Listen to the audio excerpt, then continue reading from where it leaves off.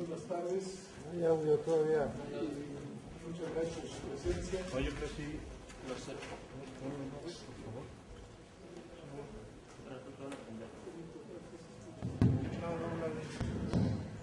No habla de él. Por favor. La Facultad de Ciencias.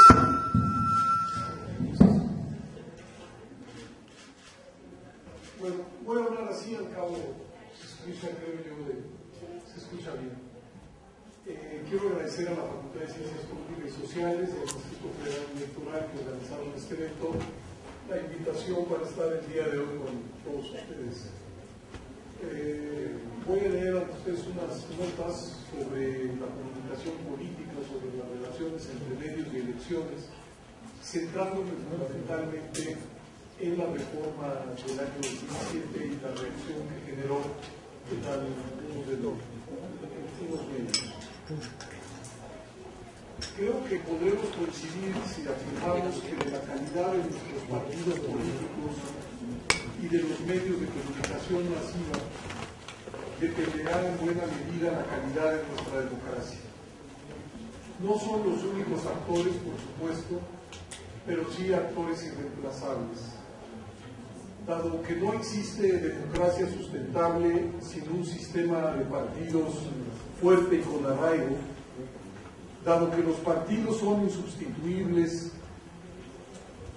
como agregadores de intereses, referentes ideológicos, redes de relaciones, plataformas de lanzamiento electoral, ordenadores de la vida pública, dado que los partidos expresan diversas plataformas políticos, intereses materiales y hasta sensibilidades que coexisten en la sociedad, y dado que el sistema de partidos, con los partidos que conocemos o con los que puedan surgir, ese sistema llegó para quedarse, y dado que ningún exorcista será capaz de desaparecerlos, por ello, repito, de su calidad dependerá la calidad de la democracia.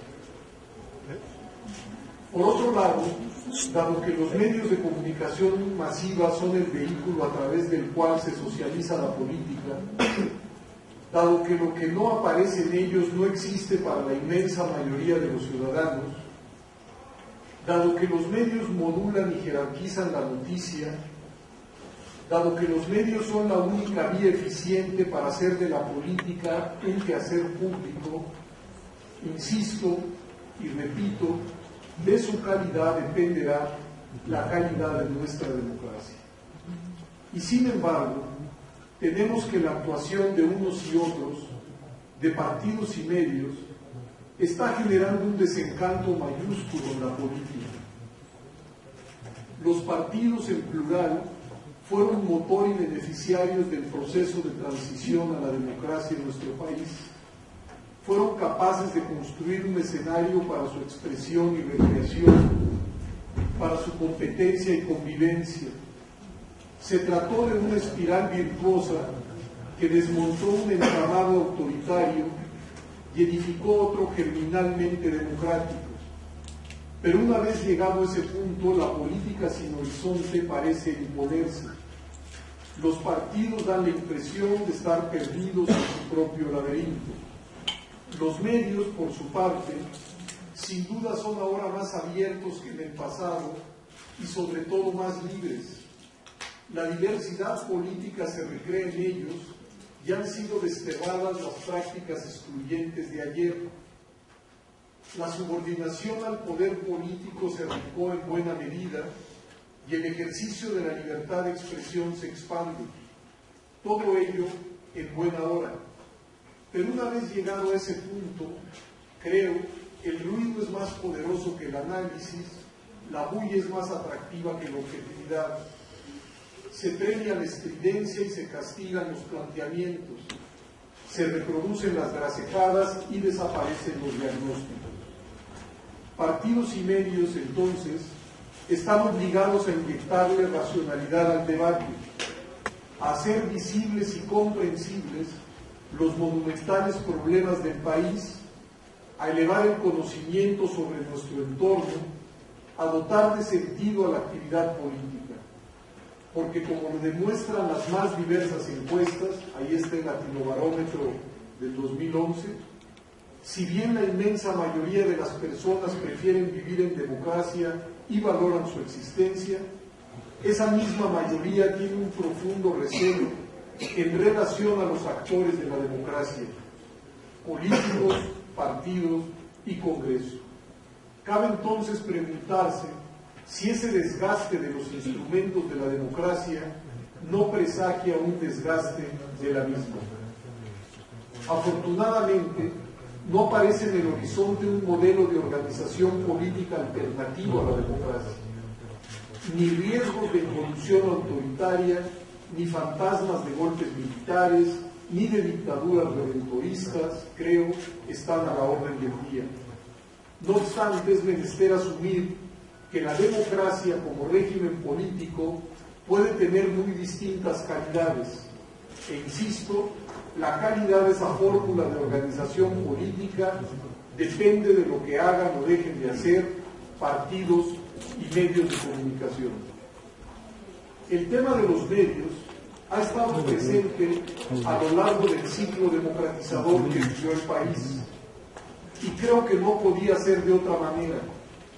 Desde la reforma política de 1977, cuando se abrió la puerta para el ingreso de nuevos partidos al escenario electoral institucional, se entendió que uno de los derechos de los mismos sería un mínimo acceso a la radio y la televisión a través de los llamados tiempos oficiales.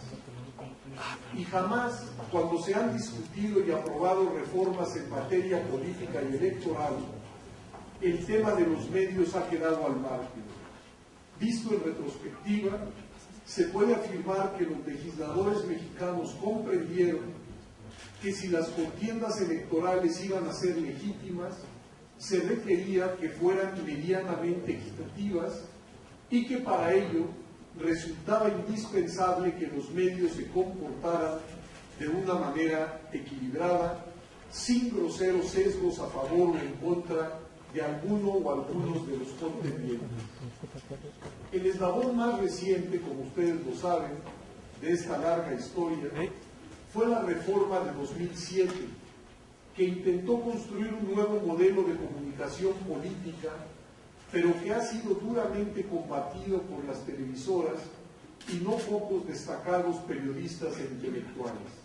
A ese debate es el que me referiré a continuación.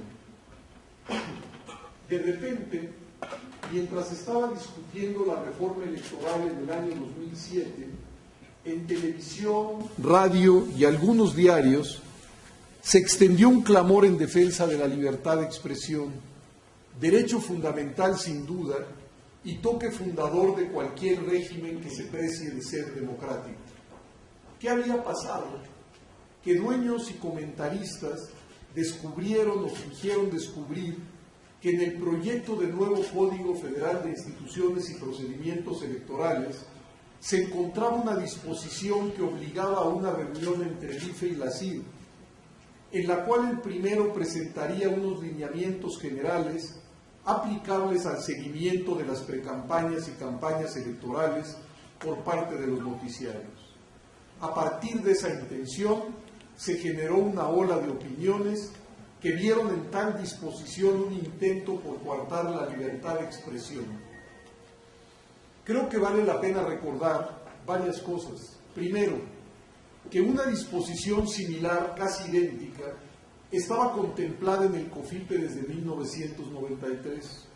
Dos, que en 1994, 97, 2000, 2003 y 2006 se llevaron a cabo reuniones similares entre el IFE y la CID, en donde el primero entregó lineamientos buscando que la cobertura de las campañas electorales se hiciera de manera objetiva, profesional y equilibrada, y ello sucedió siempre en un marco de cooperación y comprensión mutua. 3. Que dicha disposición no tiene un carácter coactivo y que si algún noticiero no la cumple, no hay sanción alguna. Y 4. Se trató de una respuesta a la forma más que desequilibrada en que los noticiarios de radio y sobre todo de televisión cubrían las campañas. Creo que una norma como esa no puede entenderse sin el antecedente de lo que había ocurrido en 1988, cuando los candidatos de oposición a la presidencia apenas habían sido registrados por los noticiarios de televisión. Precisamente para no vulnerar la libertad de expresión, es que se diseñó una fórmula de llamado para que los medios colaboraran en el asentamiento de las relaciones democráticas, haciendo una cobertura de las campañas medianamente equitativa. Pero luego, el malestar de casi los mismos actores se trasladó a otra norma, la disposición constitucional que refrenda la prohibición para que se puedan comprar espacios en la radio y la televisión durante las campañas electorales. Esa disposición de nuevo desató una interesante e inesperada para mí discusión. Diferentes organizaciones empresariales y un grupo de destacados intelectuales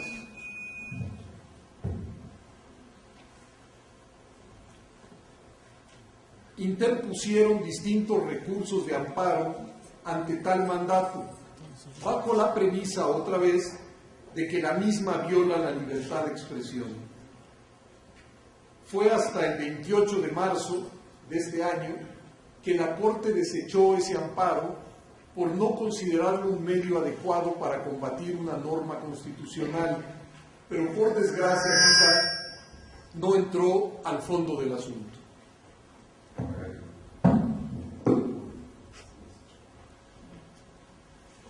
Pero lo que me interesa subrayar ante ustedes es que quienes interpusieron los amparos evadieron la cuestión fundamental que llevó a los legisladores a establecer esa veda de compra de publicidad y que no era otro objetivo que la búsqueda de equidad en la contienda electoral.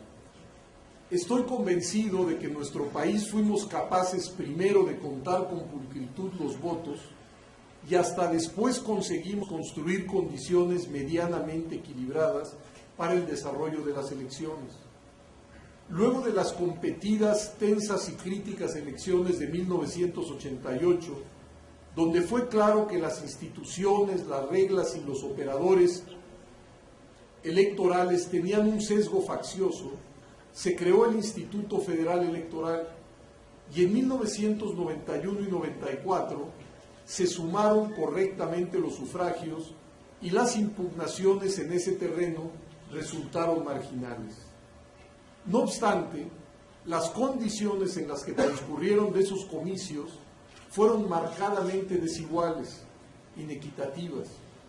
Ese caldo de cultivo inyectaba altas dosis de molestia e irritación entre las fuerzas opositoras que con razón clamaban por un terreno de juego más parejo. En 1996, esa fue la preocupación central del Congreso, que diseñó una serie de normas tendientes a construir un campo más equilibrado. Subrayo la noción de construir, porque si se hubiese dejado la contienda al simple ejercicio de la libertad de todos y cada uno de los adversarios, aún tendríamos elecciones desequilibradas. Se puede afirmar, sin temor a exagerar, que desde la Revolución hasta nuestros días, solamente en 5 elecciones federales han existido condiciones equitativas, las de 97, 2000, 2003, 2006 y 2009. Antes, uno de los participantes concentraba los recursos financieros y la cobertura en radio y televisión de sus campañas. Por eso fue necesario diseñar una batería de normas para tratar de equilibrar el terreno de juego. Imaginemos por un momento unos comicios en México en donde cualquiera pudiera comprar espacios en radio y televisión para hacer su propia campaña. Al final de la contienda, ¿se podría hablar de una lucha nivelada y legítima? ¿Quiénes se beneficiarían de esa posibilidad y qué tipo de elecciones serían? Es por ello que la propia Constitución establece, cito, ninguna otra persona física o moral sea a título propio o por cuenta de terceros, podrá contratar propaganda en radio y televisión dirigida a influir en las preferencias electorales de los ciudadanos, ni a favor o en contra de partidos políticos o de candidatos a cargos de elección popular. Su sentido es claro: impedir que una persona o grupo de ciudadanos disloquen uno de los pilares de cualquier contienda democrática, la equidad. Por cierto, hay que insistir, se trata de una norma que casi con las mismas palabras ya estaba contemplada en el COFIPE, pero que como fue violada durante el proceso electoral del año 2006, el legislador juzgó necesaria elevarlo a rango constitucional. No obstante, es justo y necesario reconocerlo, el nuevo modelo de acceso a la radio y la televisión tuvo una derivación perversa, la llamada spotización. Dado que la fórmula a través de la cual los partidos y los candidatos hicieron campaña suponía la explotación de espacios del tiempo del Estado de unas cuantas decenas de segundos, lo que tuvimos en el año 2009 fue una luz de mensajes breves que abrumó a buena parte de la audiencia. Y no solo eso, por sus propias características, esos mensajes tienden a simplificar la oferta política, a frivolizar el debate, a comprimir en una frase o un gesto lo que, en teoría, debe ser una propuesta medianamente sofisticada. Si ello es así, creo que el modelo requiere ajustes. Manteniendo las normas que prohíben la compra de publicidad en radio y televisión a los partidos, candidatos y terceros, el tiempo oficial dedicado a las campañas debería dividirse en una pequeña franja para spots, pero lo fundamental debería tener un formato de debate entre candidatos y de programas unitarios de cada uno de los partidos políticos. Por ello, incluso, 8 ciudadanos enviamos a la Cámara de Senadores una carta en la que sosteníamos lo siguiente, la cito: en el año de 2007, el Congreso realizó una importante reforma en materia electoral, construyó un nuevo modelo de comunicación política durante las campañas. No obstante, todos pudimos observar en las campañas federales de 2009 que la mencionada reforma tuvo una derivación que nos parece perniciosa, la llamada spotización de la propaganda electoral. Distribuido el tiempo de radio y televisión en pequeños segmentos de 20 y 30 segundos, la publicidad tendió a parecerse más a la de tipo comercial que a la deseable comunicación política. Se adelgazó el debate, los mensajes se transformaron en comerciales y las posibilidades de los análisis se redujeron hasta convertirse en simples frases ocurrentes. Y por eso solicitábamos la modificación de la legislación. No llegó a buen puerto esta propuesta. Por supuesto que los temas de los medios no empiezan ni terminan en su relación con las campañas electorales, pero fui convocado para hablar de esta dimensión. Estoy convencido que en materia de medios de comunicación, el Congreso sigue pendiente de llenar los huecos dejados por la declaratoria de la Suprema Corte, que declaró inconstitucionales varios artículos de las leyes federales de radio y televisión y de telecomunicaciones. Ese será, así lo espero, el próximo debate en profundidad en esta materia. Muchas gracias.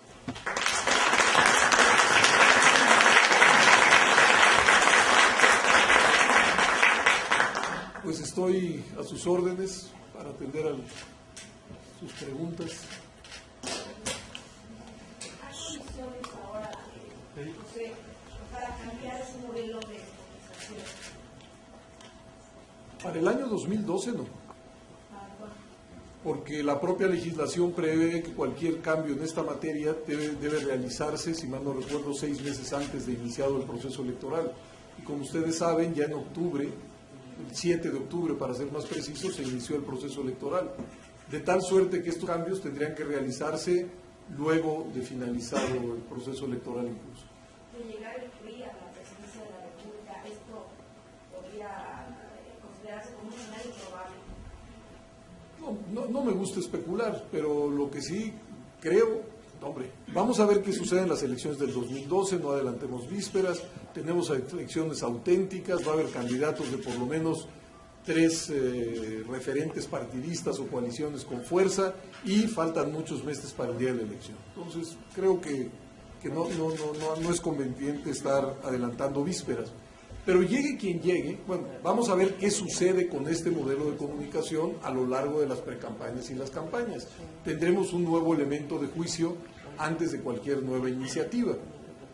Pero lo que creo que vamos a volver a vivir sí es una luz de pequeños mensajes muy similares a los comerciales que desde mi punto de vista no solamente se convierten en una avalancha, sino que tienden a adelgazar la densidad del debate político. Entonces, ojalá, más allá de quién llegue a la presidencia y cuál sea la nueva correlación de fuerzas en el Congreso, los legisladores tomen el tema en sus manos y traten de inyectarle dosis de mayor racionalidad al debate público. Porque es muy difícil que el debate, que la deliberación, se lleve a cabo solamente a través de espacios de 20, 30 segundos. No hay posibilidad por el tiempo de presentar ningún diagnóstico, ninguna propuesta medianamente sofisticada. ¿Sí?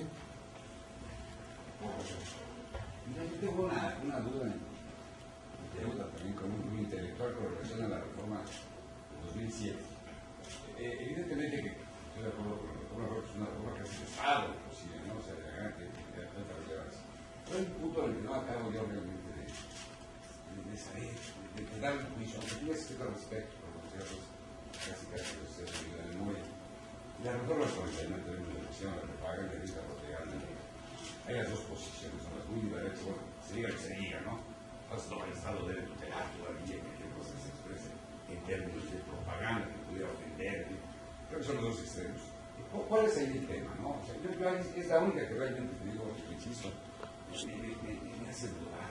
Abajo, por favor. De la pureza, pues, de esta, por decirlo de alguna manera, así más coloquial, de esta reforma. ¿Nos puedes dar un punto de vista? Sí. Bueno, en primerísimo lugar, en la Constitución y en la ley no se habla en ningún momento de campañas grises, de campañas negras, de campañas negativas, porque eso aparece en los medios. Lo primero que hay que aceptar es que la legislación, no lo que muchos diputados y senadores dijeron en tribuna, lo que dice la legislación es que está prohibida la calumnia a las personas y la denigración a las instituciones y los partidos. Eso es lo que dice la Constitución y la ley.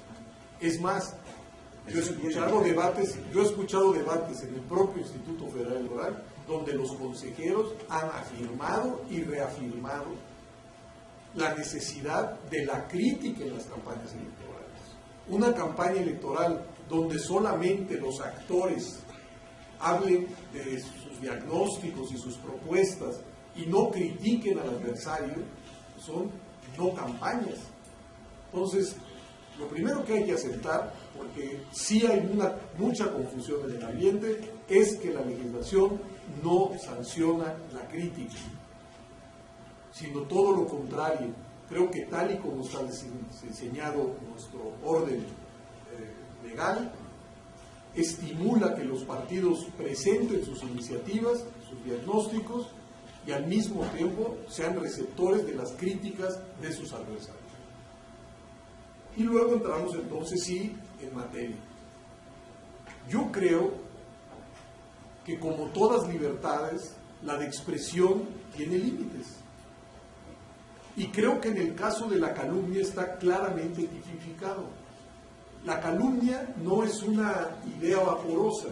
La calumnia es cuando a una persona física se le atribuye haber cometido un delito de carácter penal sin haberlo realmente cometido. Es decir, si a cualquiera de nosotros nos acusan de ratero, asesino, violador, etcétera, etcétera, sin haberlo cometido, nos están calumniando. Y yo creo que es correcto poner esa taxativa y abrir un conducto para que quien se sienta lastimado pueda ser tutelado por alguna institución del Estado mexicano. En el caso de la denigración, la verdad sí tengo mis dudas. entre otras cosas porque se trata de personas morales y no físicas. Son partidos y son instituciones. Y la denigración sí es un concepto mucho más vaporoso que el de calumnia. Ahí tengo mis dudas. Pero claro, hay una discusión que, como bien lo señalabas, Gerardo, digamos, en los extremos no tiene mucho sentido. Yo realmente no conozco a nadie que haya dicho que la libertad de expresión es una libertad irrestricta. Nadie.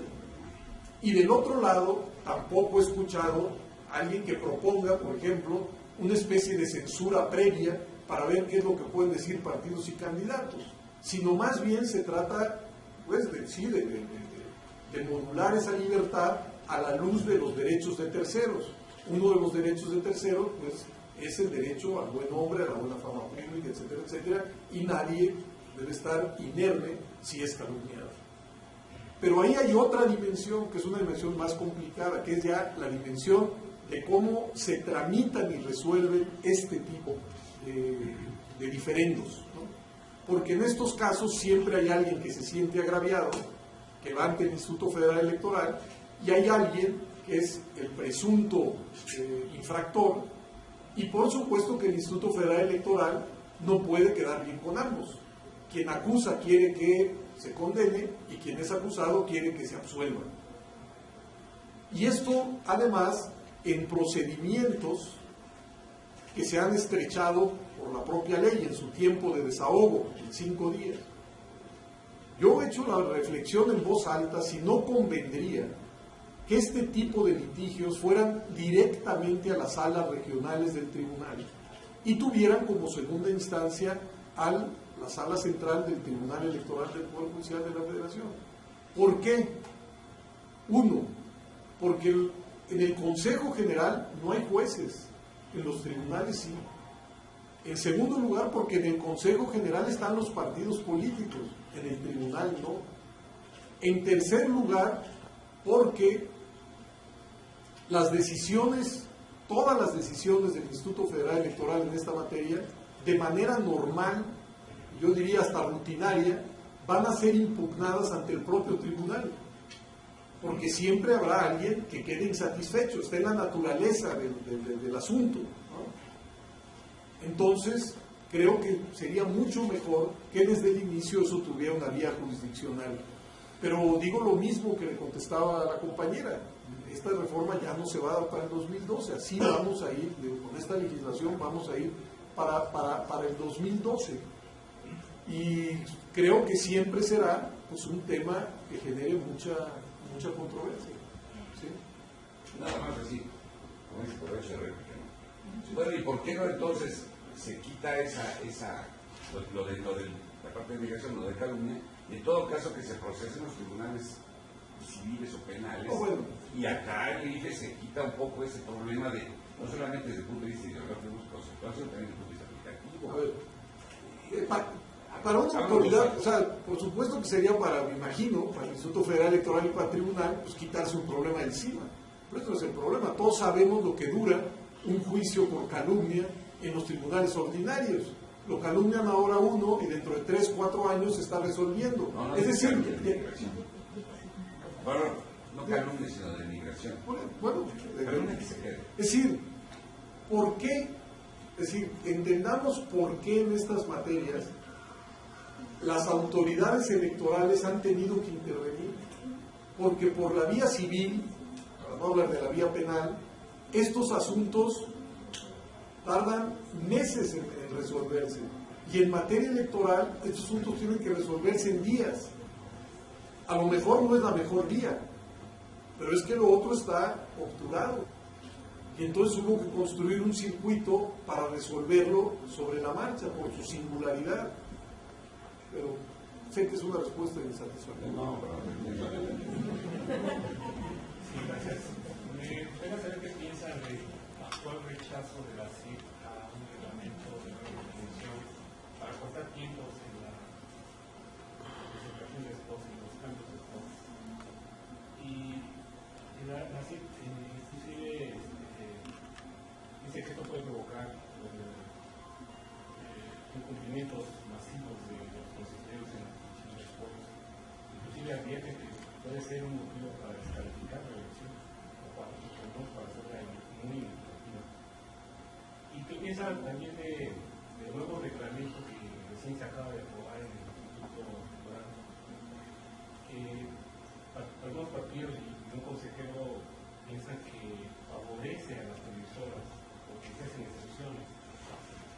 Y si es así, da la impresión de que el IFE cedió ante los concesionarios. Bueno, primero, ya no me refería a este litigio, porque hasta donde yo entiendo, está resuelto entre el Instituto Federal Electoral y la CIR en buena hora, Miguel. Tiene usted razón, cuando el Instituto Federal Electoral aprobó el primer reglamento, la reacción de la CIR, y a mí me lo pareció, incluso lo escribí, me pareció absolutamente destemplada y fuera de tono, hablando precisamente de que se ponía en riesgo la propia elección. Yo entendí este reglamento como la voluntad del Instituto Federal Electoral, acompañado por los partidos políticos, para hacer más ágiles las campañas electorales. De lo que se trataba era de acortar el tiempo que va entre la entrega de los materiales a las radiodifusoras y las televisoras y su exposición pública. Eso era todo lo que se buscaba. Y sí, hubo un enorme litigio, no solamente público, sino jurisdiccional. El reglamento llegó al tribunal, el tribunal estableció que habría que ampliar las consultas y hacer un dictamen técnico, y hasta donde yo entiendo, el Instituto Federal fue lo que hizo, y el Instituto Federal Electoral hizo la aprobación de un nuevo reglamento. Hay algunos partidos que han inconformado y esperemos a ver qué dice el Tribunal Electoral. Pero lo que sí me gustaría remarcar es que este tipo de conflictos pueden ser naturales, porque por supuesto que el IFE está tratando de tutelar un interés de carácter general donde hay muchos actores que tienen intereses particulares.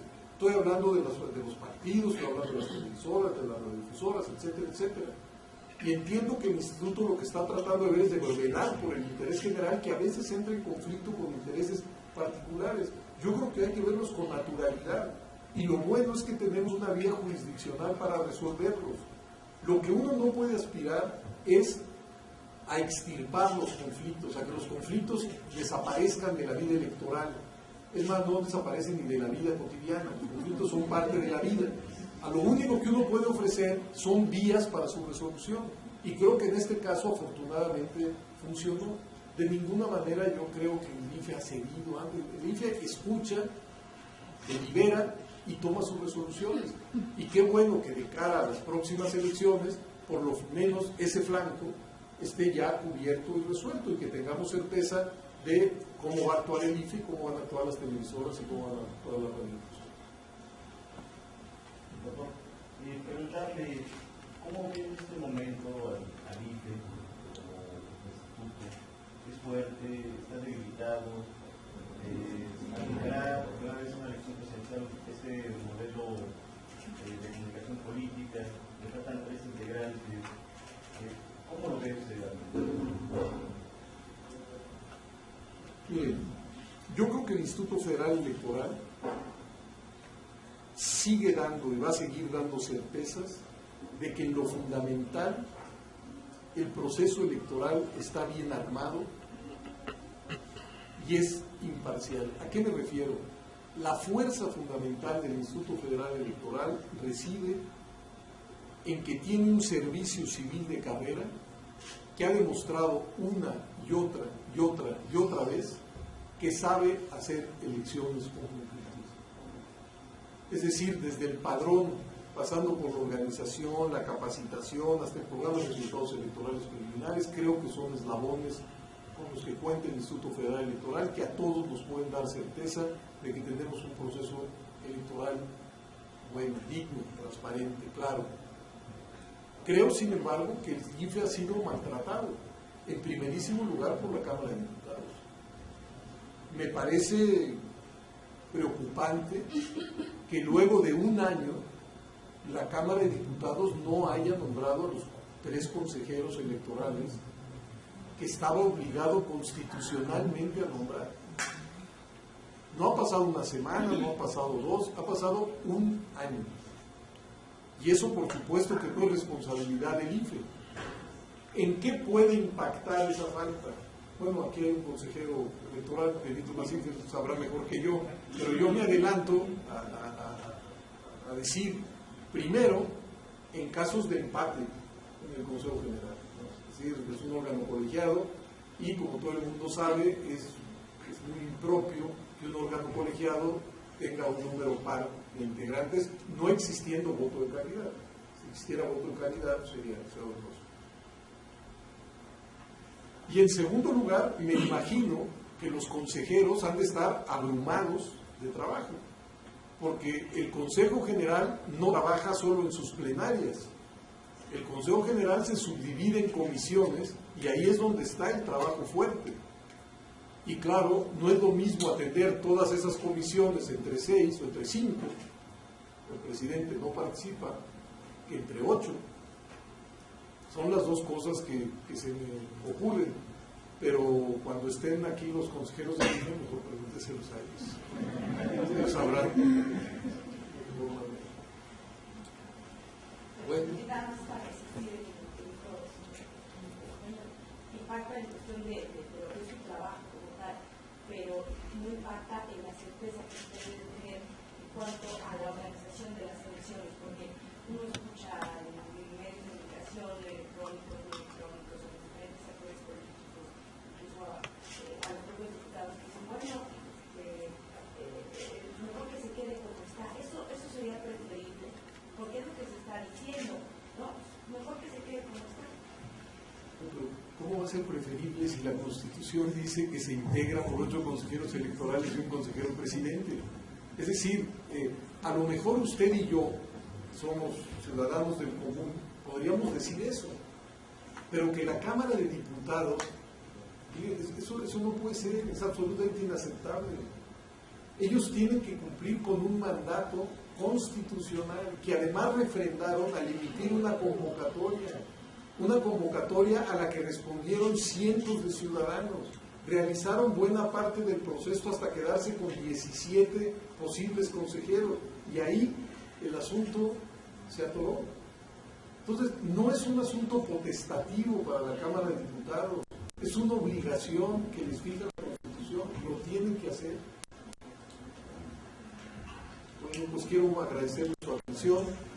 Muchas gracias.